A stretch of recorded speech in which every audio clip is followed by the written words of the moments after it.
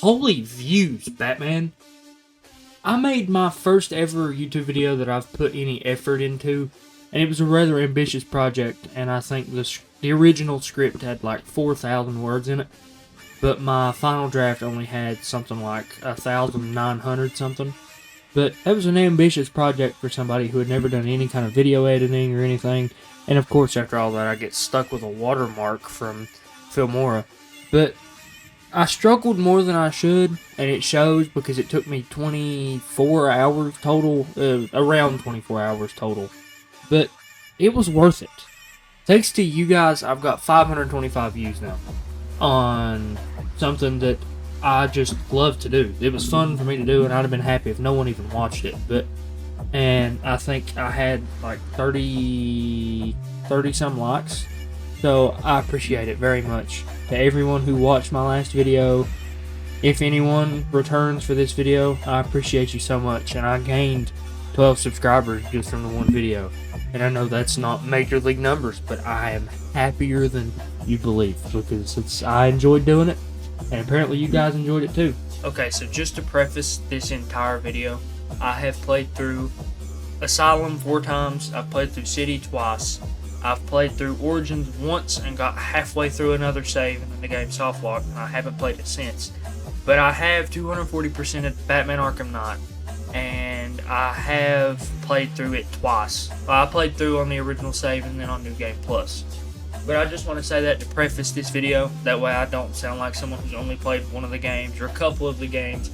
I have played every game, and I have a decent enough understanding of the entirety of the world building and the sequence of events. I have paid attention to the lore throughout the games. All that just to say that I might not be the best source for information on the subject, but I like to think that I have a decent enough of an understanding that I can talk about it and know what I'm talking about. Now for the main event, what's the best Batman Arkham game? Majority of people say City. Like, most of the consensus say that City is the best out of the 4 games. Some say they love the Batmobile Simulator from 2015. Others love the Bugfest from 2013, and some prefer the retro trip through the Madhouse. All jokes aside, I love every game in the series. They each have their own strengths and weaknesses. Which game is the definitive answer for myself when someone asks me what Arkham game is the best? Now, I do struggle to answer sometimes, because sometimes I prefer playing one game at a time over another. But if there was one game for the rest of eternity that I could play out of the Arkhamverse, and that'd be the only game I could play, I would have to go with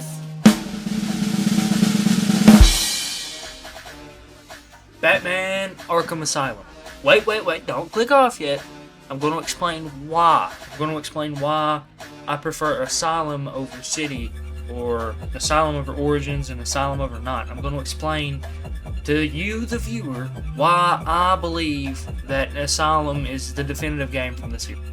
And this isn't to say that if anyone prefers a different game from the series that they're wrong, but this is my personal opinion on which game is the best. Like if someone come up to me and said, "Hey, what's your favorite Arkham game?" Batman Arkham Asylum. It's got to be my favorite one out of the entire game. So, while I'm going to talk about it, I'm going to explain some of my personal favorite points about the game. And there is one specific point from a Clown Puncher 139 video talking about, his video was what each Arkham game does the best. And I watched it the other day, and he pointed something out about Batman Arkham Asylum that I thought was it's unique to Asylum, but I think it really helps it stand out from the rest of the games. So that's also going to be thrown in here. I just want to mention where that come from because I never even noticed it. Okay, so if anyone watched my last video and actually watched long enough to hear me talk about it, I don't think anyone did, but hey, I really don't care. I'm not here just for the views. While I do enjoy people watching my videos, and I'm glad they enjoy them when they do, but I do it because I enjoy it. I do these videos, and this is only my second one, so I haven't really tested the entire bit of the lake water, but I do enjoy it. I enjoy staying up late and working on these videos because it gives me something to do. So while I might not have the best views, I still enjoy it. But like I was saying in my previous video, I talked about how I'm biased towards Batman Arkham Asylum. About how I grew up playing the game, and if anyone asks who my definitive version of Batman, if it be from the comics or from any form of media, it wouldn't be a movie Batman, it wouldn't be a comic Batman, it wouldn't be a novel Batman, it would be Arkham Batman. He is my definitive Batman. I grew up with this Batman, I grew with this Batman. While I haven't kept up with the game much after Asylum until I obtained a PC, until I bought a PC, but I quit playing after I played Asylum whenever I was a kid. But he never really left my mind. This has been my definitive version of Batman. This character is why I love Batman so much. Again, all that just to say that the reason I love Asylum so much is because I grew up with Asylum. This is the game I played 24/7 as a kid growing up, and it's obviously going to keep some of that charm that I had when I was a child. So if my opinions do sound biased, like I said, let me know in the comments and we can talk about it. But while I might seem biased, I do feel like a lot of people give this game a bit of under respect. Like, they respect the game, don't get me wrong. I haven't seen anybody like trash talking the game, but it's not been something that people are like, oh, I can't wait for my next Asylum playthrough. It's all, here's the mods I'm playing with in City, or here's the most recent thing I did and not. But I think a lot of people need to just go back to the basics and return to Asylum and just enjoy how good of a game it is, because a lot of people just don't anymore.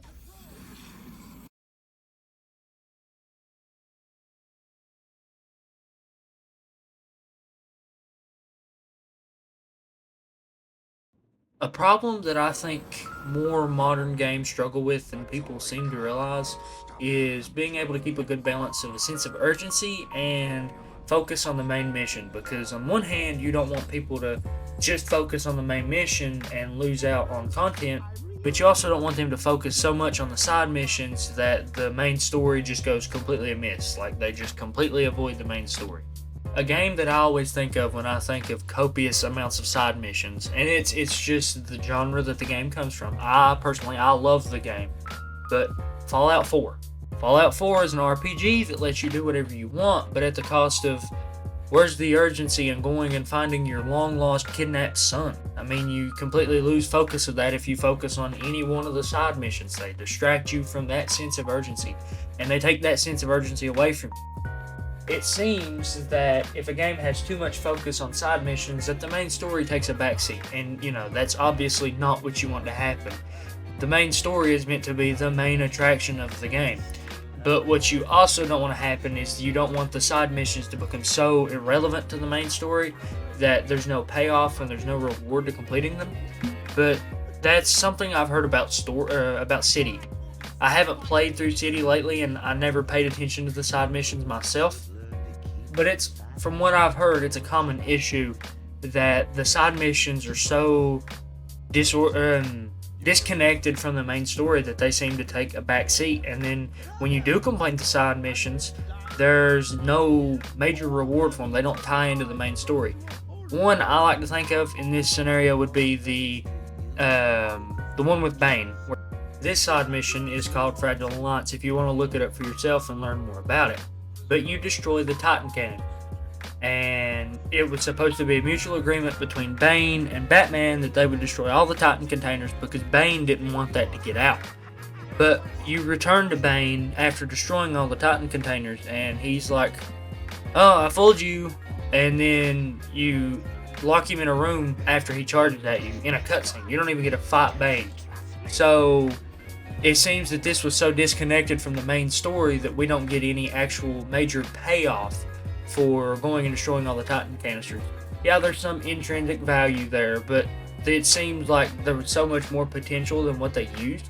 So it becomes such a lackluster finale to what could have been a really great side mission. I would have loved to have another Bane boss fight with the advanced combat systems of Arkham City.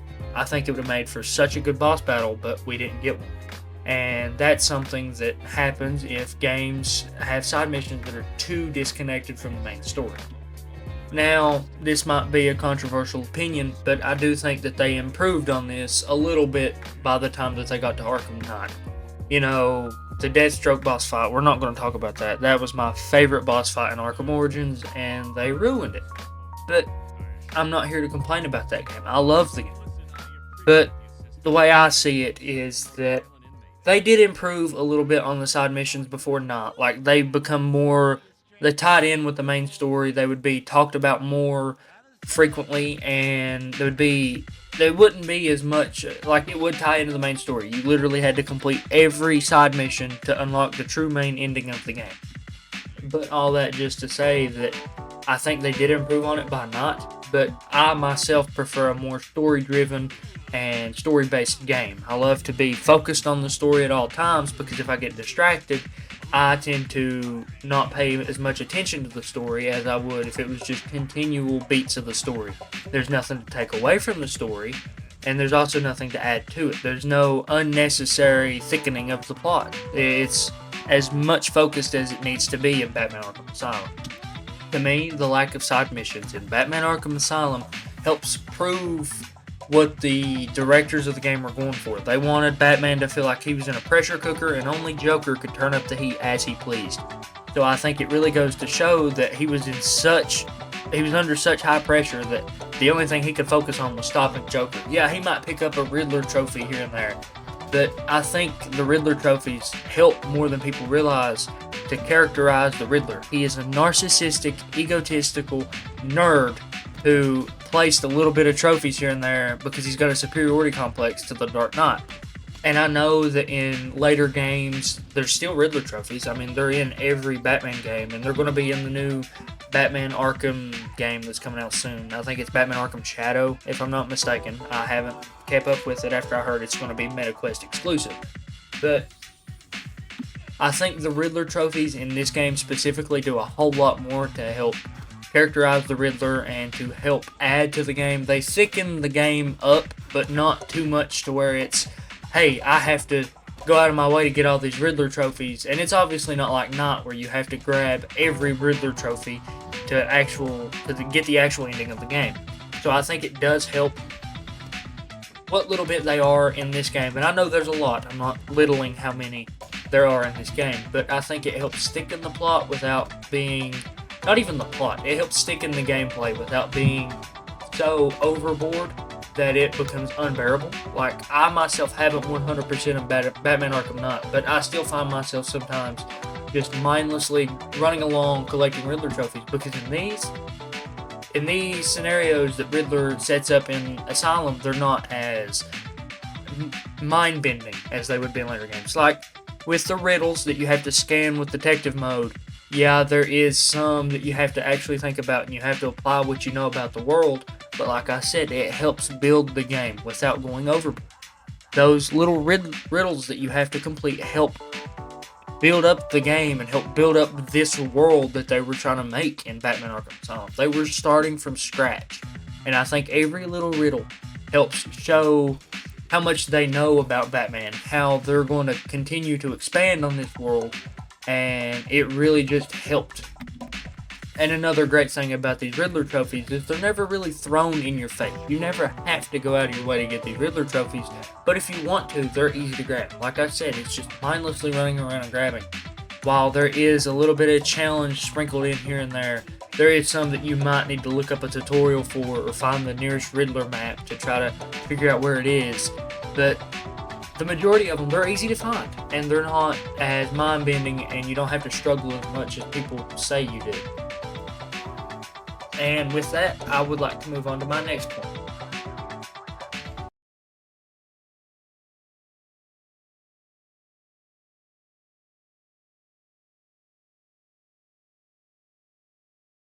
Joker's escaped custody.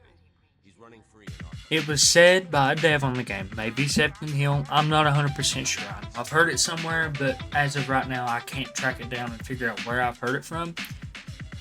They wanted Batman to be in a pressure cooker, and to give Joker the control to turn the heat up on said pressure cooker, and they perfectly encapsulated this with Batman Arkham Asylum.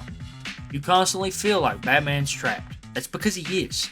there's no way for him to reasonably leave the island. While yes, he could call in the Batwing and leave the island, but then he would no longer be Batman. He would be a coward that left more than just a few people on Arkham Island to die at the Joker's hand. Batman knows this, and so does Joker.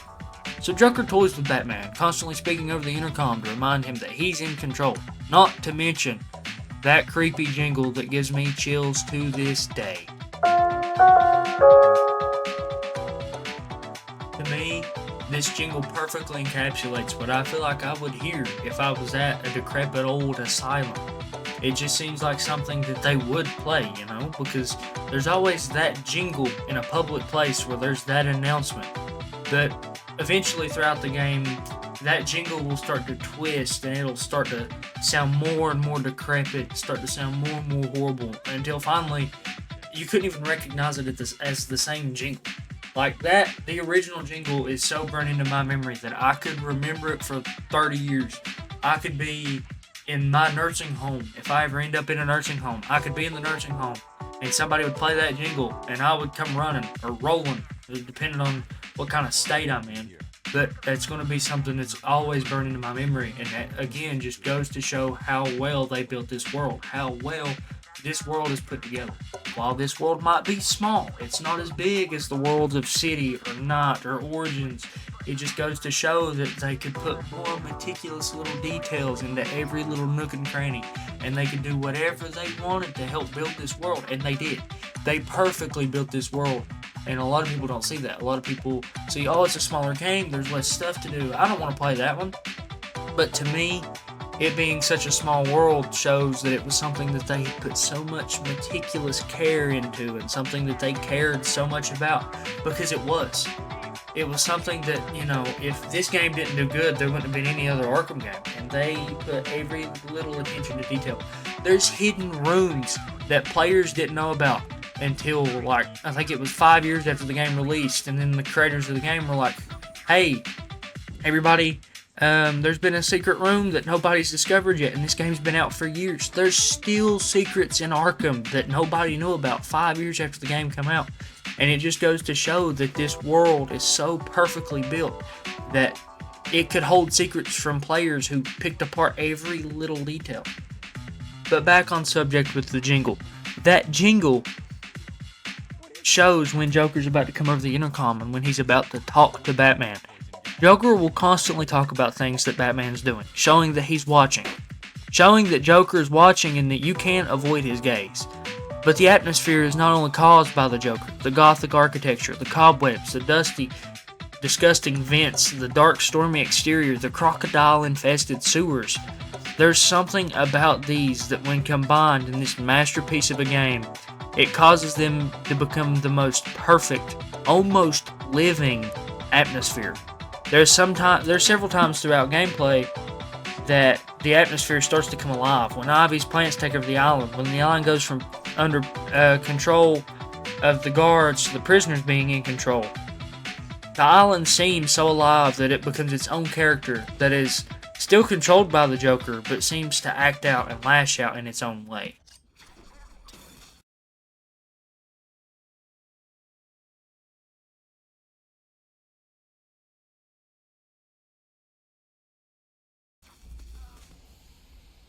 Okay, let's use our imaginations for a second.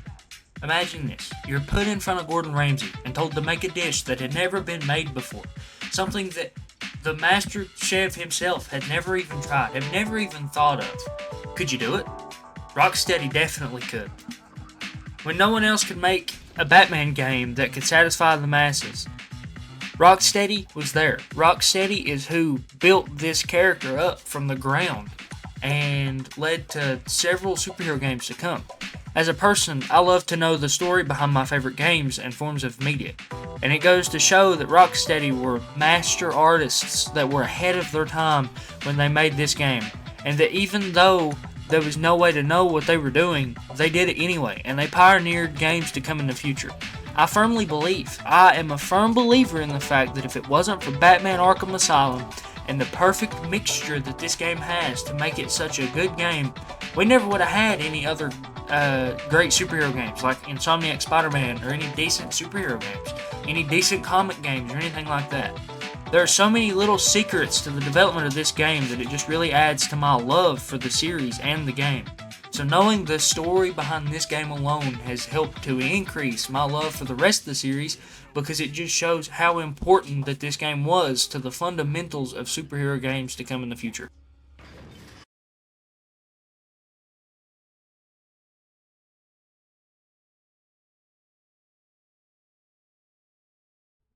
As a kid, a lot of the Joker's jokes went over my head. Let's be honest, I think it went over a lot of our heads. But in my most recent playthroughs of the game, I've started to pick up more and more of what the Joker's saying. So here are some of my favorite jokes that he makes throughout Arkham Asylum. Need to take my temperature? I'd be happy to drop my pants. I think he's talking about you, Bats. Tell me, Bats, what are you really scared of? Failing to save this cesspool of a city? Not finding the commissioner in time? Me in a song?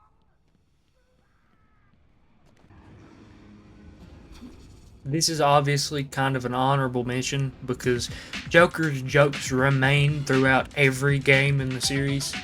Even in Origins, when they thought it wasn't going to be a game about Batman and Joker. Or even in Not, when they thought Joker was dead.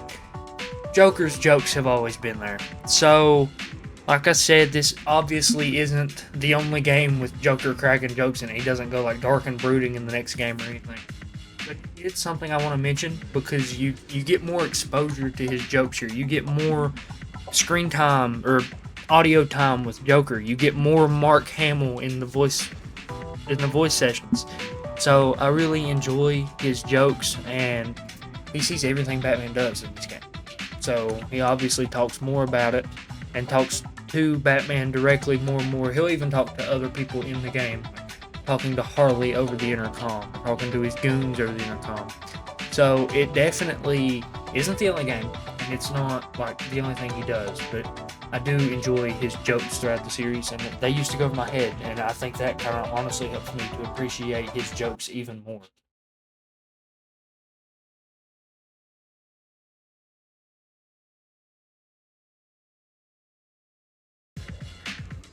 To be honest, this is something completely off script. I didn't even write this, and I just so happened to think about it while editing the video. Something that we don't see as much uniqueness in later is the uniqueness of the boss fights in later games. Like, the Scarecrow levels, they are some of the best levels in this game, and as far as I know, and I have a pretty extensive knowledge of the game, we don't ever see of the games after this. We don't ever really see a returning element such as the Scarecrow fights, where they break up the pacing, but they don't ruin the pacing. They help you kind of slow down and observe when things start to go funky. The Killer Croc boss fight, and even though that's technically not even a boss fight, a lot of people get upset about that. I love the Killer Croc boss fight. I love going through Killer Croc's lair, having to avoid making too much noise, and it kind of gives a testament to Batman.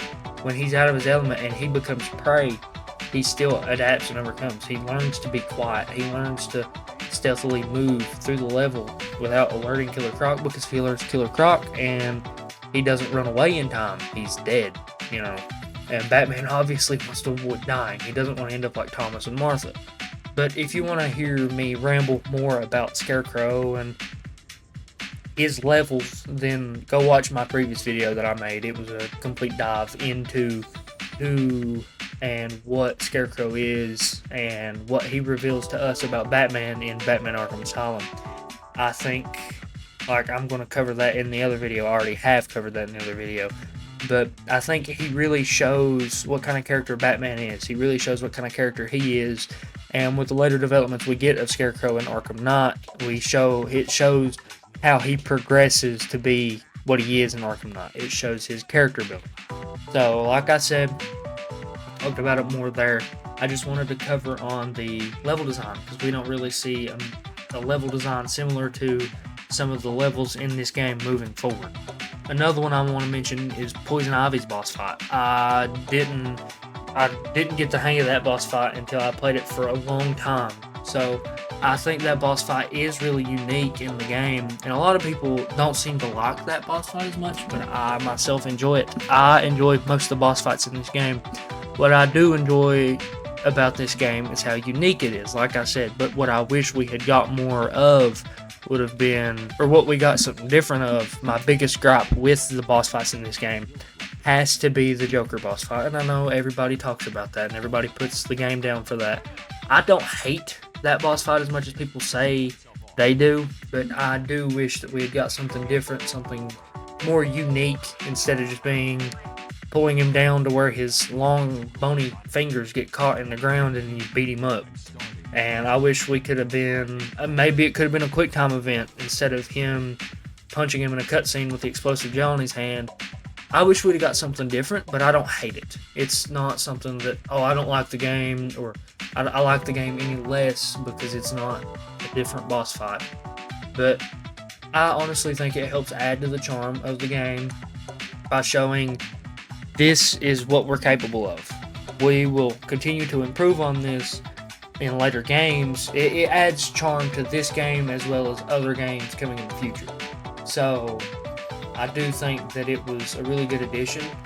I don't think it's a great boss fight by any means. It's definitely not revolutionary, but it's not the world's worst boss fight like a lot of people seem to think it is. But yeah, like I said, this entire section about boss fights was completely out on a whim here. I didn't even have this in the script, but I want to continue moving forward, and now I'm going to cover the topic from Clown Puncher 139.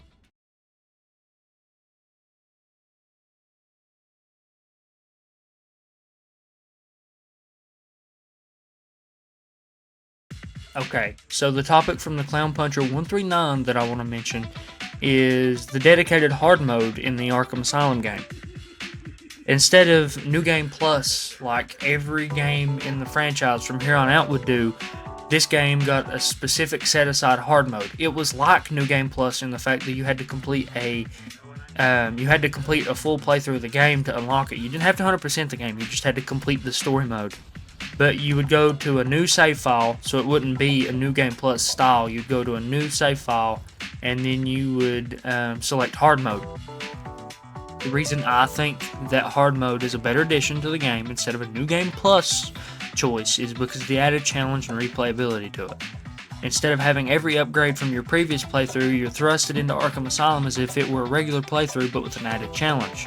The enemies are tougher, they're stronger, they can easily kill you within a few seconds now. It's more realistic. Instead of Batman being a punch sponge that could get punched several times, he is a whole lot I won't say that he's weaker, but the enemies are definitely stronger. The gameplay in the background of this video is in hard mode, and there have been several times throughout the video that if you've been paying attention, you've seen that I've been in control of a group of enemies and then completely fell apart. So it just goes to show that you need to stay in control, you need to fight harder, you need to fight smarter, just like Batman would. And it adds challenge to the game. You have to rebuild all of your upgrades and your gadgets. It adds a new element that later games eliminate from their play cycles. And another thing is that they function just like New Game Plus, where there's no counter indicators. So you have to predict when an enemy's going to punch. You have to be able to know the signs that an enemy's going to punch, and you still have to be able to control the crowd, even if you have no warning for when they're going to punch. So I think that definitely adds more challenge to the game because, like I said, there's no counter indicator, there's no previously unlocked gadgets. You have to start from the beginning, and the enemies are way tougher. There's a major difference in the enemies between normal mode and hard mode. And I do want to say thanks to Clown Puncher 139. I'm sure if you're watching my obscure little YouTube channel that you've seen Clown Puncher 139. And if not, you definitely need to go watch his videos. They're great. It's kind of the reason I started doing these. Not specifically, but part of the reason. And yeah, like I said, thanks to Clown Puncher 139 for talking about this because I never noticed it. I never noticed that there wasn't a New Game Plus and that it was different from later games in the series.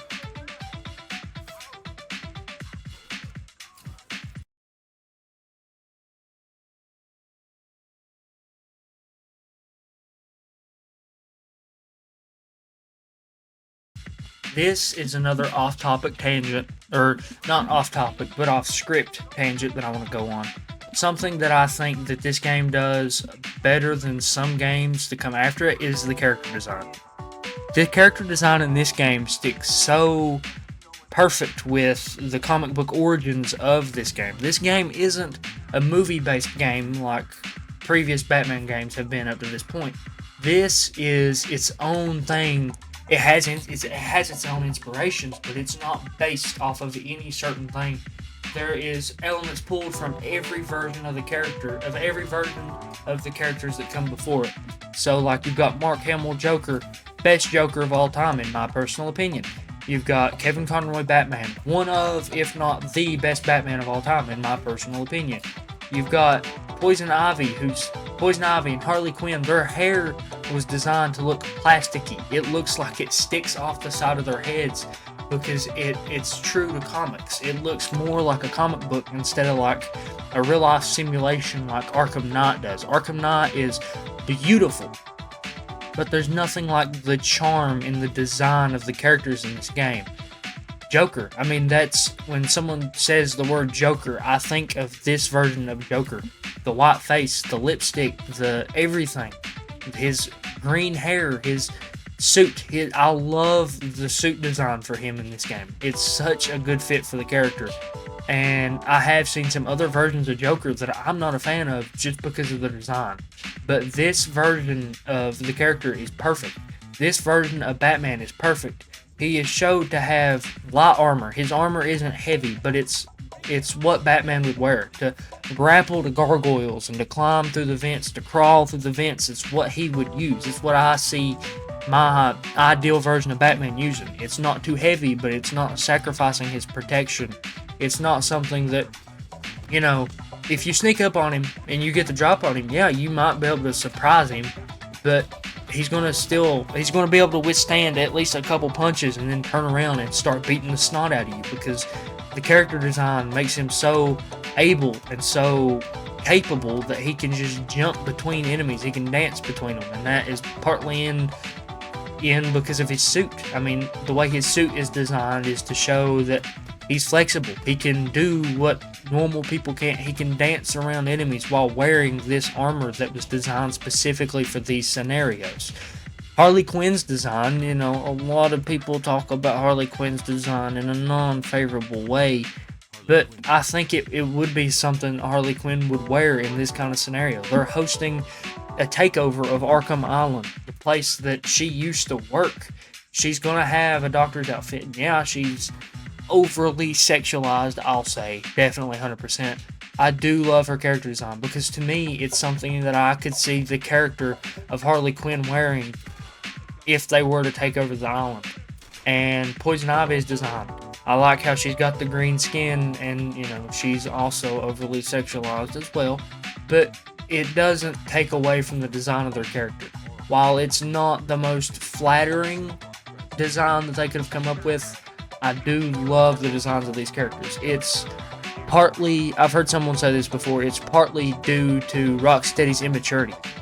They were a new studio on the scene, and this was a new style game on the scene. So they kind of overplayed their card a little bit in some aspects of the character design. But despite their flaws, they're such classic characters that I always relate to when someone's talking about these people. When someone's talking about Harley Quinn, I think of this Harley Quinn. When someone's thinking of Joker, I think of this Joker. When someone's thinking of Batman, Arkham Batman comes to mind. And specifically the Arkham Asylum suit. While I do think the Arkham Knight suit was so sweet, it looks so awesome. But on the other hand, it looks overly technical. It's designed to be protective and to be flexible so he can perform multi-fear takedowns. But it also seems like he kind of, like they wanted to go out with a big bang, you know. They played with the Batmobile so much that I think they overplayed. Just like I think they overplayed with the armor in that role. But like I said, it's not a bad thing. If anything, it kind of shows how they progressed. But in this scenario, I think I obviously prefer the Arkham Asylum suit Batman as compared to Arkham Knight's Batman suit. Another character that I want to talk about that I absolutely love the design of, one of my favorite, if not my favorite character in this game, like I've already made an hour breakdown of him, would be Scarecrow. I love Scarecrow's design, how he's just the sack on the face, and you can't see any of Scarecrow. You know, it's kind of partly how he's designed. He's designed to look like a Scarecrow.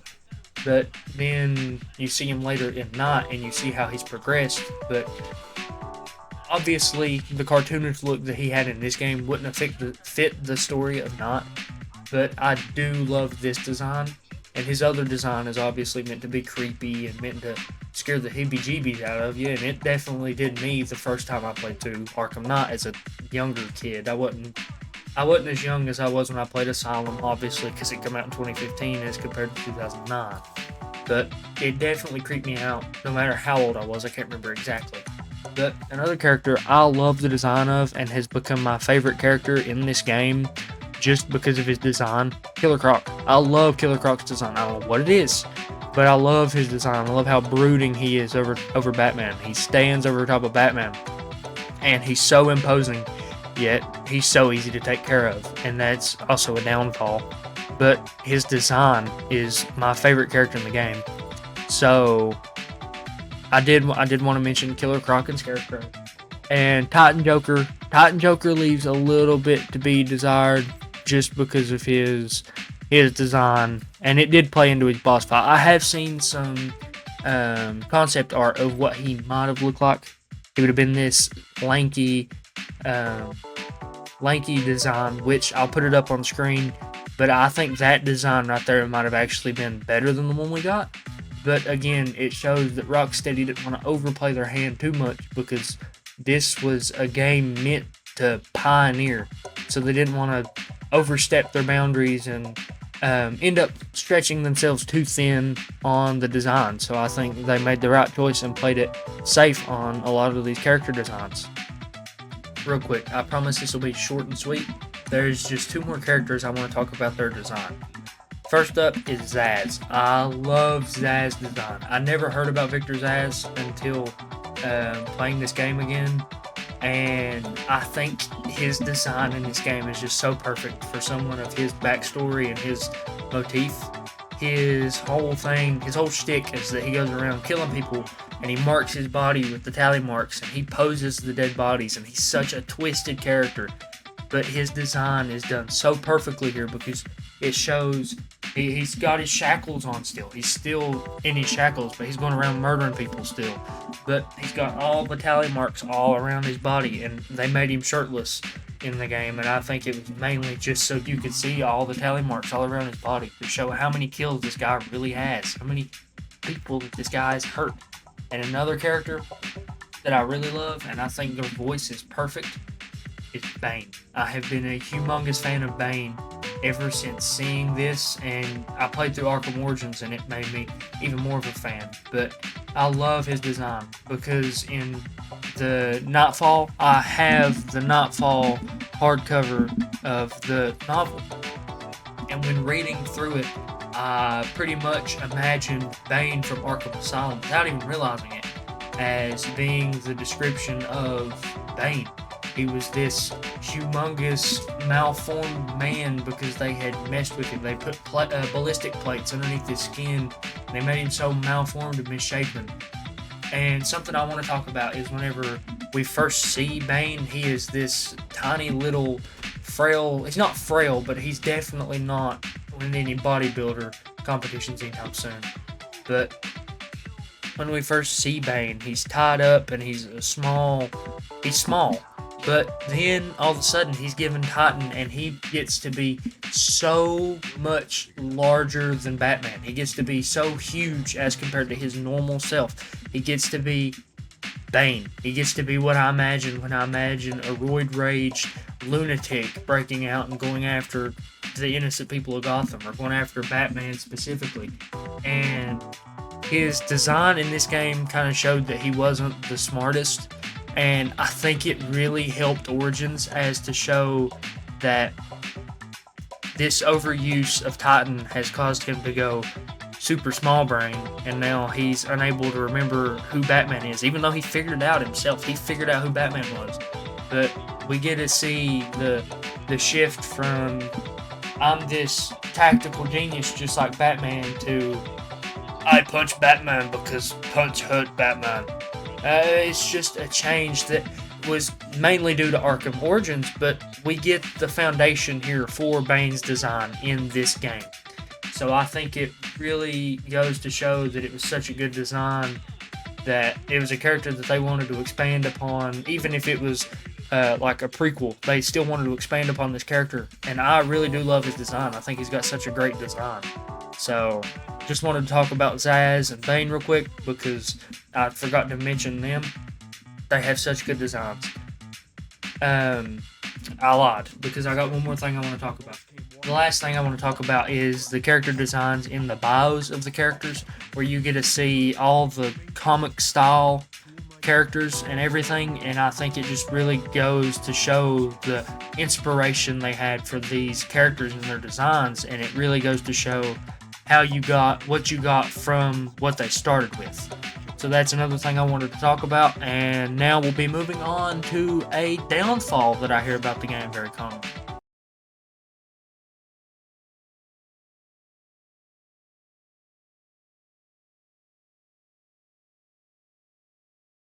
When I hear a lot of people talk about why they prefer other games over Asylum, which, like I said, I don't have a problem with people preferring other games, but I also want to clear up a misconception. I hear a lot of people talk about how the combat in the game isn't as great as later games. While the free flow was in its early stages in this game, I believe it adds to the character of the game. While it can be frustrating when you do something you don't mean to, or you can't cancel attacks for counters like in later games, I believe that it doesn't take away from the game as much as people say. A lot of people act like the face-to-face combat is the only reason they play the Arkham games. I believe that the Predator sections of the game are some of the best of the series. While not as advanced as later games, it helps to show that Batman is stranded. He's on his own. He didn't expect this. He just wanted to make sure Joker got to his cell properly, and it turned out to be one of the worst nights of his career. He is still able to achieve high combos while dancing between enemies, showing that he is an able crime fighter. While this is usually seen as a limit of the early game in the series, I believe it should be seen as a praise to the later games, and Asylum was just so far ahead of its time that it was sadly just a bit limited on the face-to-face combat performance and Predator abilities. You don't have as many options as you do in later games, like fear multi-takedowns, or like the remote explosives become more in use. Their explosive gel, I mean, and you get more gadgets in later games, but I really don't think that this should be seen as a limit of the game. It should be seen as a praise to later games, and you need to recognize that it's like respecting your elders. This game is the elder of the Arkham series, and it laid the foundation for everything we get to come after this game. Also, I believe that the combat sections are just a small part of what makes this game and every Arkham game so good. I think it makes every other aspect of the game is so important that the few issues that we do get with combat can often be overlooked. Now, I'm not saying that the combat's good just because the rest of the game's good. No, it's not. I'll admit that the combat does struggle a little bit, and it does get on my nerves as well, and I'm a humongous Asylum fan. I mean, I've been ranting about it for like 43 and a half minutes now. So, while unfortunately some people are turned away from this game solely because of the limits on combat, I do implore those people who hate on the game just because of its limited combat to give the game a chance. Even if it's one of the older games that are limited by its time. It just doesn't make sense to completely rule the game out just because, oh, it's not as sleek and as modern as I would like. Well, most great games aren't. I just included a Red Dead 1 reference in a video I'm making in 2024. Red Dead 1 is such a good game, and it come out when? I'm not exactly sure, but it come out a while ago, I can promise you that. And it just goes to show that not all older games are bad just because they're limited.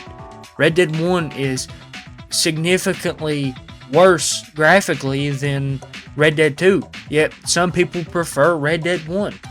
And maybe you're one of the people who would prefer the older game despite its worst graphics, if you would just give it a chance.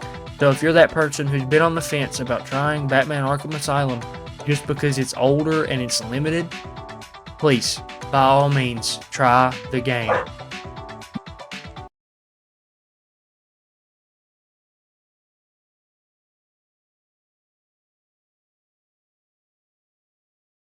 Okay, you diehard City fans, please put your pitchforks down.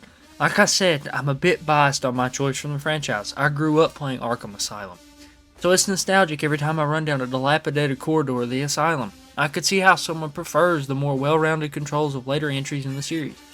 I still do enjoy the other games, but if someone asks me which game are you playing until the end of time, I have to say Asylum. I just have to. If anyone has any other opinions on why the game is the best in the series, or how they think another game is just better in certain areas of the game, just be sure to let me know in the comments. I'd love to have a conversation about it. Like I said in my previous video, Batman is just something that I could sit in a room with one other person and talk about for hours. If you expose me to someone who's never even heard the word Batman, I feel like I could educate them on what Batman is, what he stands for, and his entire backstory in a matter of like 3 days. You know, it shouldn't take that long, but I would just ramble and ramble and ramble. So it would end up taking me that long. So, yeah, this is my second video essay ever, and the second ever YouTube video I've ever put effort into. So, yeah, if you enjoyed, and I don't like asking, but if you did enjoy, just if you did enjoy enough, please do like the video and maybe even consider subscribing, because, you know, I love doing this kind of thing, and it's not something I ever plan on taking off, because there's so many other people with similar opinions to me that sound better and that have better editing, so I could definitely see watching someone else's video. But if you did watch this far, and if you did enjoy, please do subscribe and like the video. And like I said, I don't like asking, but just reminding you. But if you did watch this far, I really appreciate you. It's something that I enjoy doing, and if someone enjoys listening to my cornbread sounding voice, then I do enjoy it. I do enjoy making these videos, and I hope that I either educate someone or I cause them to want to revisit Arkham Asylum. Like I said, I'm a diehard Asylum fan. I would rather be locked up in that asylum than fly around city any day. Now, don't get me wrong, like I said, I love every Arkham game. It's the best game franchise of all time, and I will stand by that 100% till the day I die. Now, whether or not a specific game is better than a specific game of any other franchise, I'm not going to discuss the validity on that, because I am a big Fallout fan as well. But, like I said, here I am rambling again. But if you did enjoy this video, please come back for the next one, because I enjoy doing this, and I love this video format. But speaking of video formats, there is something I've wanted to try. I have seen people do the tier lists online, where it's tier lists ranking certain things. I've seen Moist Critical do like fast food and that kind of stuff. But what I'm wondering is, would anyone ever be interested in me doing a tier list of my personal take on the tier list of every Batman Arkham villain, or maybe even Arkham character if we want to get real expansive about it? The way I would format it would be each game would be a different character. So like Killer Croc in Arkham Asylum and the monstrous beasts that we got in Arkham Knight would be completely different. I would rank them differently based on their side missions and everything else. So if anyone would like to see that, be sure to let me know. And if anyone would like to see like to see the rankings, be sure to let me know. If anyone wants me to cover anything from a different game or from a different franchise, even like Fallout 4, or not Fallout 4 specifically, but Fallout, I'm a huge Fallout fan. If anyone wants to see me cover Spider-Man related topics, Marvel related topics, I have quite the expansive history with Marvel as well. I love Marvel. I'm obviously more of a DC fan, but I have currently, here, hold on, let me count. I currently have 17 DC comic books. Not comic books specifically, but like novels, graphic novels, that sort of thing. I myself, I don't collect comics. I collect graphic novels or novels, because there's more there's more for me to soak up, because a comic, I can read a comic within 5 minutes, and then, hey, now I have to wait for the next edition. Now, if it's something current running, then yeah, I could see collecting comics. But I myself, I went on a road trip this morning, and I let somebody else drive, and I read the entirety of The Killing Joke within 15, and I'd say maybe more, about 20 to 30 minutes. I read it in no time, because I love to read, especially if it's like comic book based or comics based. I love to read. So, like I said, if anyone wants me to cover any one of the books out of my collection, I could maybe do that. I could maybe do like a summary of Nightfall or something. If somebody, for some weird reason, likes to listen to my voice, because trust me, I don't like listening to my voice, and it's my voice. But if anyone wants me to cover anything, really, I'm down to cover anything. Just be sure to let me know in the comments, and I've been responding to every single comment and hearting every single comment. So if you do leave a suggestion for me, I'll definitely I'll like the comment, I'll heart the comment and stuff, and I'll respond. I've responded to every comment that was on my previous video, and I want to continue to do the same. Because if you're taking the time out of your day to watch my crappy little videos, then I need to take the time out of my day to press the heart button, press the like button, and then respond. So, like I said, anybody wants me to cover anything, I'll cover anything. Or I'll try my best to. If it's something that I don't know if I would really want to cover, I'll definitely let you know about that, so you don't expect a video and you don't ever get one. But yeah, thanks for watching if you watched this long into the video, and I really appreciate it. More than a lot of other people that I know on this platform, a lot of people aren't as genuine as I try to be, you know. A lot of people wouldn't have a heartfelt talk with a microphone about how happy they are to do these kind of videos. And a lot of people get burnt out and they don't enjoy doing the videos, which that's on them. But it's something I've heard Markiplier talk about before. He's sad because he got to be such a popular YouTuber that he can't have a personal connection with each and every of his viewers. And honestly, I wouldn't mind having a personal connection with each and every one of my viewers, because I've got about, well, I had 500 that viewed the last video, 526 I think it was. But anyone who takes the time to interact and actually watch the video, I appreciate it, and I would sit down and have a conversation with you any day. So I appreciate you, and if I hope that this random little rambling I'm doing here at the end of this crappy little YouTube video I put together helps to brighten your day, because I know that a lot of people, myself included, after you've had a bad day, you just sit down, turn on a YouTube video, and either try to fall asleep or try to watch the YouTube video and take your mind off things. So if you've watched this far, I really appreciate you more than you realize. And thanks for watching. And I hope I brightened your day up at least a little bit. So thank you. Thanks a lot. I promise I'm done. So thanks a lot. Okay, editor's note here at the end. I am trying my hand at some editing and adding some background music in, because I know you guys don't want to hear me breathing over the microphone as I try to gain my breath back to talk. So I've edited in some music, and I don't know how it's going to turn out, how well other people are going to enjoy it. So just let me know in the comments below if the music's annoying, or if it's too loud, if it's too quiet, if it's too repetitive, if it's not unique enough, you know, all the basics. If the music isn't perfect, then let me know so I can make it perfect. So yeah, just had to add a little editor's note here at the end, because I just went back and edited some music in. So be sure to let me know, and thanks.